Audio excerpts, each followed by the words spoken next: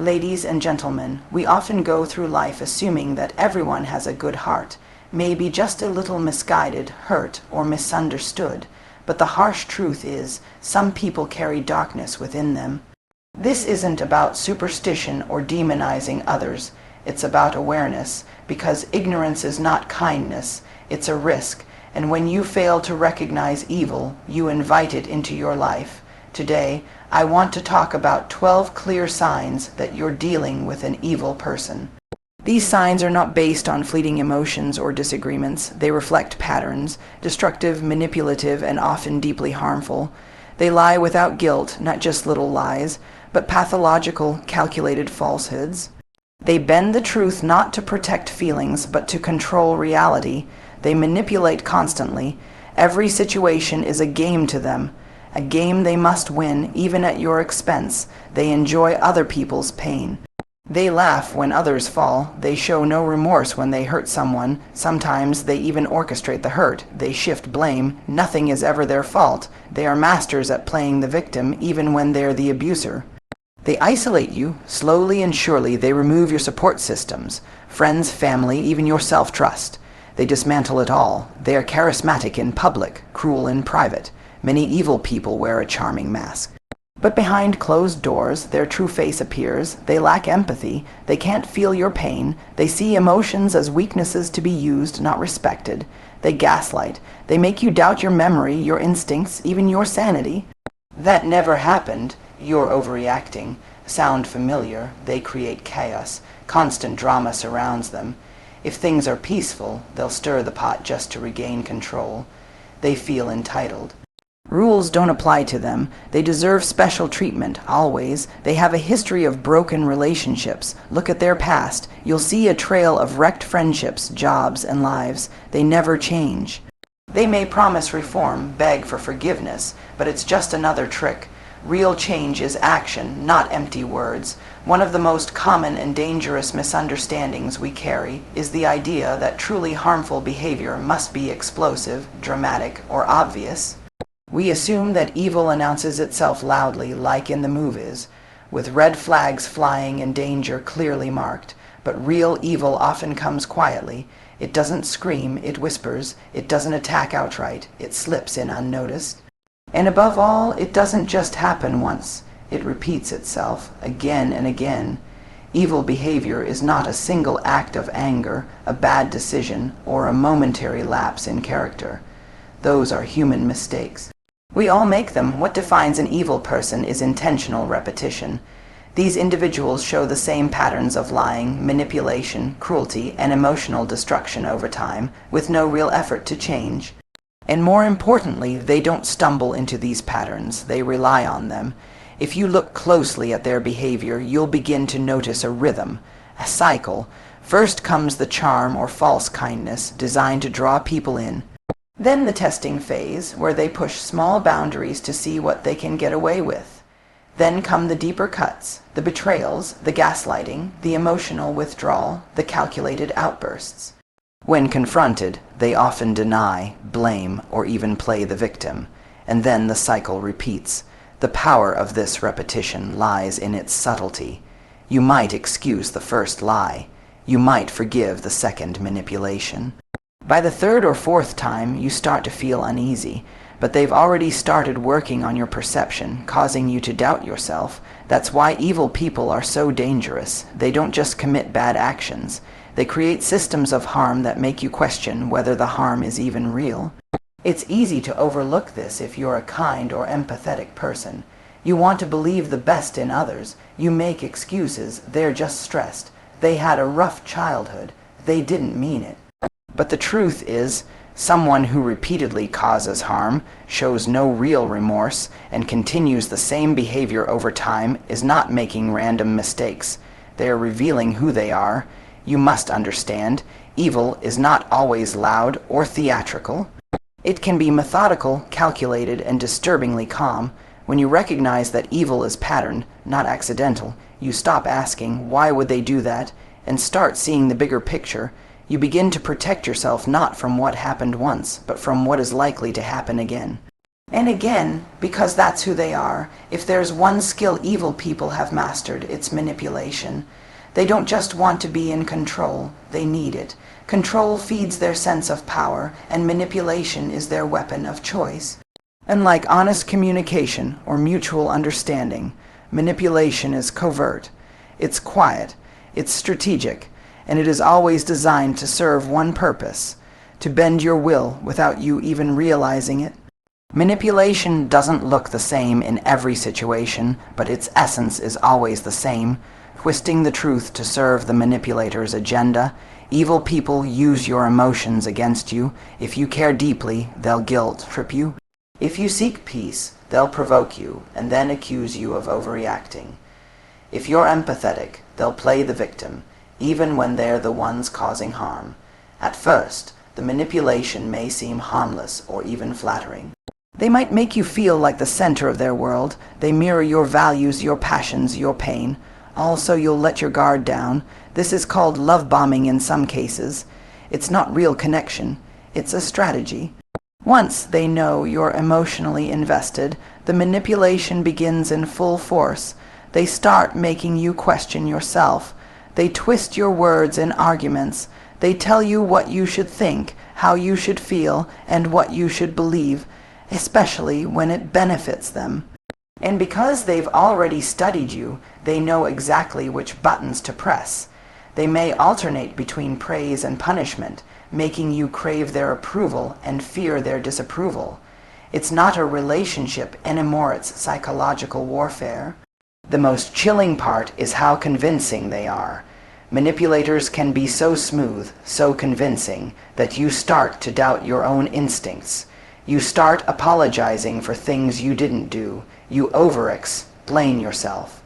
You walk on eggshells, just trying to avoid their next mood swing or silent treatment.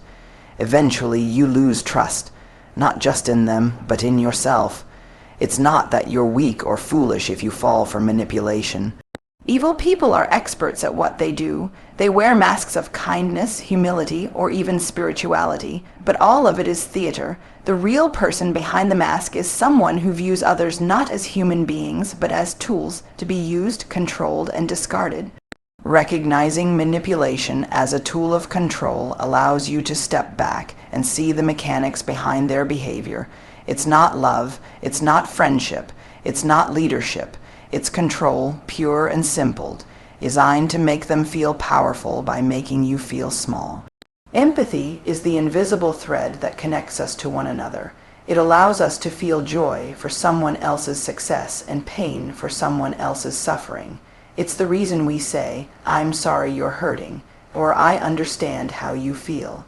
In healthy relationships, whether with friends, partners, family, or colleagues, empathy is the foundation. When it's missing, something far more dangerous can take its place: cold indifference, or worse, calculated cruelty. A lack of empathy isn't just an emotional blind spot, it's a defining feature of evil individuals.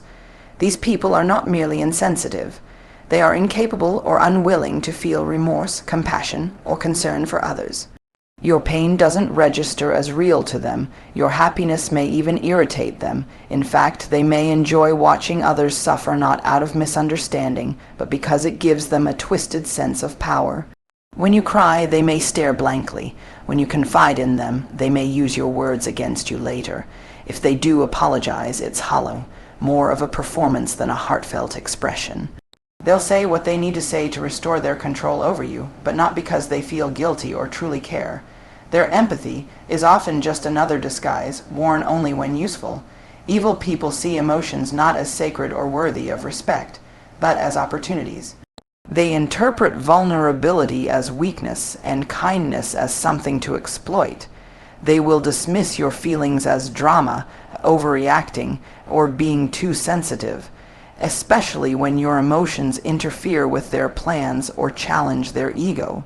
One of the most chilling signs of their lack of empathy is their response to the pain they cause. If they hurt you, it won't bother them unless it makes them look bad. They may even blame you for the pain they cause. If you hadn't said that, or you made me do it, these are classic deflections. There's no reflection, no regret. just rationalization and denial, you may begin to feel invisible, unheard, unloved. And that's not an accident. The absence of empathy from an evil person isn't just neglectful, it's destructive. Over time, it erodes your sense of self-worth. You begin to feel that your emotions don't matter, that your boundaries are negotiable, that your suffering is just background noise in someone else's story. But here's the truth: your feelings are real, your pain is valid, and anyone who consistently refuses to acknowledge that is not just emotionally unavailable, they're emotionally dangerous. Lack of empathy is not just a flaw, it's a warning, a red flag waving high in the sky telling you, this person is not safe. Gaslighting is one of the most dangerous and sinister tactics in the arsenal of an evil person.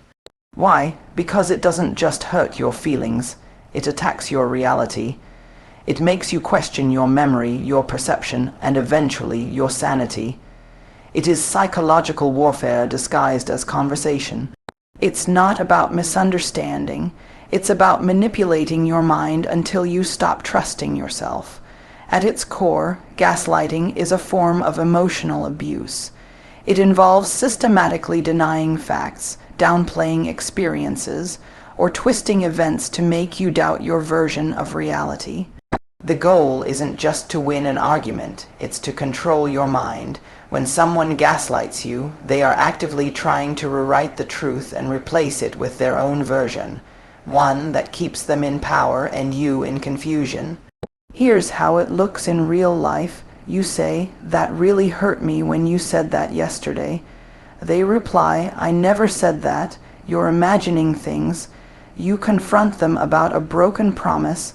They say, "You're being too sensitive. That's not what happened at all." You point out a pattern in their behavior. They laugh, roll their eyes, and say, "You're crazy. You always overreact." These phrases aren't just dismissive, they're destructive. Slowly but surely you begin to question everything. Did I make that up? Maybe I am being too emotional. Maybe I am the problem, and that is exactly what the gaslighter wants. Because when you stop trusting yourself, you start trusting them. They become your compass, your judge, your reality filter, and from there, they can control you completely. Gaslighting doesn't always start big. Sometimes it begins with small, seemingly innocent comments. You may even laugh them off at first. But over time, the repetition chips away at your mental and emotional foundation. You start second, guessing your instincts. You hesitate before speaking up. You shrink in your own mind. This erosion of self is intentional. Evil people know that if they can make you doubt your memory, your feelings, or your intuition, they can keep you stuck in the relationship, loyal to someone who is actively dismantling you from the inside out. And gaslighting is rarely a one-time event. It's a pattern, a repeated strategy, a game where they move the goalposts every time you get close to the truth. It's like being in a maze that they built, and every time you find the exit, they build a new wall. The scariest part, from the outside, it's hard to see. The gaslighter often presents themselves as calm, rational, and even charming, while the victim looks emotional, confused, or unstable. That's the trap. That's the illusion, but the truth is this: if someone consistently makes you feel crazy, forgetful, or broken, they are not helping you, they are not loving you, they are gaslighting you. And once you name it, once you see it, once you call it out, you begin to reclaim your truth, your voice, and your power. One of the most alarming but calculated behaviors of an evil person is their effort to isolate you from your support system. This doesn't always happen in obvious ways, like demanding you cut ties with people. Often it's subtle, gradual, manipulative, but make no mistake, the goal is the same: to leave you alone, vulnerable, and dependent solely on them. Why? Because as long as you have strong relationships, you have perspective. Friends, family, and trusted confidants can help you see clearly when something isn't right. They reflect truth back to you. They remind you of your worth. They can spot manipulation, abuse, and gaslighting when you're too deep in it to see for yourself. And that makes them dangerous to the evil person. So the process begins. First, they might casually criticize the people closest to you. Your sister is so dramatic. Your best friend is a bad influence. They're just jealous of you. They plant seeds of doubt. Then they move into passive control. I just don't feel comfortable when you hang out with them. I thought we were spending the weekend together. Why are you always talking to them? You don't need anyone else. I'm all you need. And before you realize it, you're seeing your loved ones less and less. Maybe you stop confiding in them because you're tired of defending your partner or friend. Or maybe you're embarrassed to admit what's really going on. Either way, your one strong circle begins to shrink. They don't stop at people either. Evil individuals will try to sabotage anything that gives you strength, your job, by creating drama that makes you distracted or emotionally unstable, your faith, by mocking or devaluing your beliefs, your goals, by belittling your dreams or creating chaos that keeps you from achieving them. The result is a carefully crafted environment where you feel isolated, confused, and helpless, but still tethered to the very person who caused it. It's a form of psychological imprisonment, and that's exactly what they want, because a person with no tribe is easier to control. A person with no support is less likely to leave. A person who feels alone will cling to anyone who offers attention, even if it's toxic. Evil people don't just want to be part of your life. They want to own it, and to do that, they must first tear down everyone and everything else that gives you strength. The sad part is that many people don't notice it happening until the damage is done.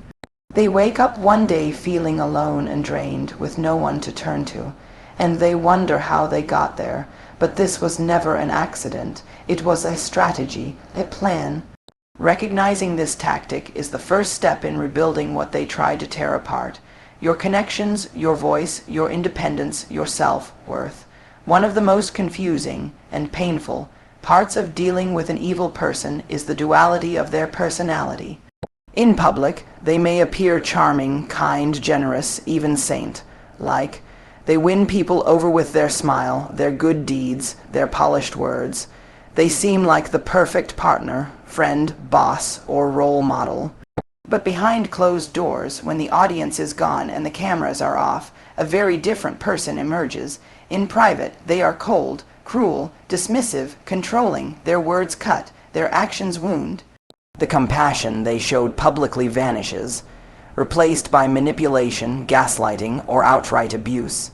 And when you try to speak up about it, no one believes you, because the version of them that the world sees is so convincing, so carefully curated, that you become the one who looks unstable or bitter.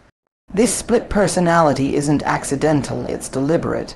Evil people are masters of image management. They know exactly how to behave in front of others to earn admiration and trust. They volunteer at charities, compliment strangers, charm your family and friends. They build a public reputation that protects them like a shield. That way, when you finally speak out, you're met with disbelief. No way. They'd never do that. You must be exaggerating. They're such a good person, and so you shrink. You doubt your own experiences. You start to wonder if maybe you are the problem, but you're not. You're just trapped in the private version of someone who lives two lives, one for public approval and one for private domination. They thrive on this imbalance. The bigger the gap between how others see them and how they treat you, the more power they feel. They get to hurt you and get praised for being a wonderful person at the same time. That contrast isn't just ironic, it's intentional. It's part of the manipulation. This tactic also isolates you further. It keeps you quiet. After all, who would believe you over them? Who would take your word over theirs when they've been so nice to everyone else? This is how evil people maintain their power, by discrediting the victim before the victim even opens their mouth. Eventually, you begin to live in a constant state of psychological tension, watching them laugh with friends one moment, only to tear you down when the door closes. You feel unseen, unheard, like you're trapped in a nightmare only you can see, and because they never act this way in public, there's no proof, no evidence, just your word against theirs, and a crowd that already adores them. But the truth doesn't disappear just because it's hidden, and eventually the mask slips. It always does, because no one can fake goodness forever. But until that day comes, recognize this tactic for what it is. not inconsistency, but calculated deception. A good person is consistent. They're kind in public and in private. They don't need an audience to do what's right. But an evil person wears a mask, and when that mask is off, the real face is nothing like the one the world applauds. Perhaps the most chilling and unmistakable sign that you're dealing with an evil person is this: they are entertained by the suffering of others.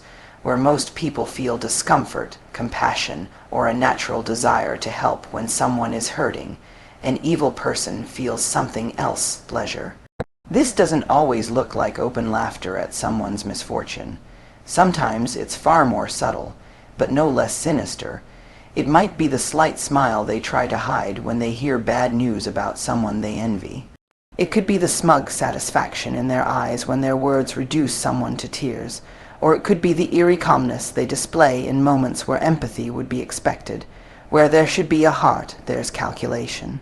Where there should be concern, there's coldness.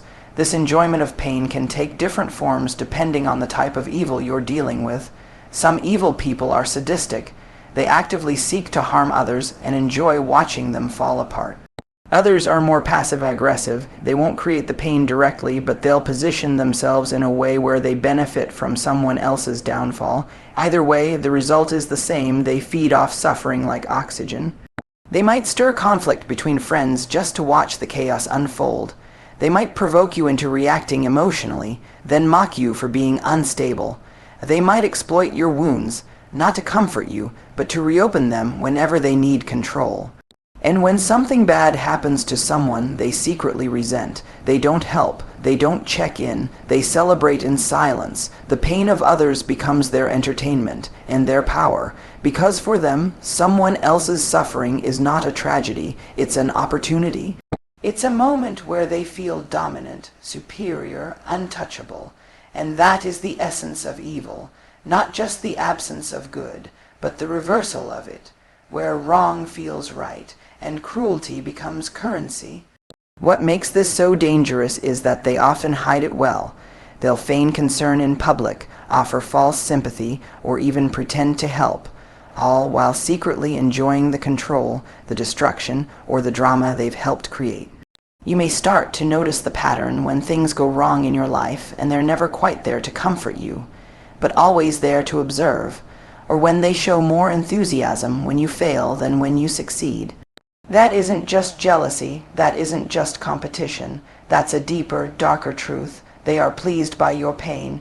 Dealing with an evil person isn't just exhausting, it's dangerous. These individuals don't simply cause harm by accident or out of ignorance. Their actions are intentional, calculated, and destructive.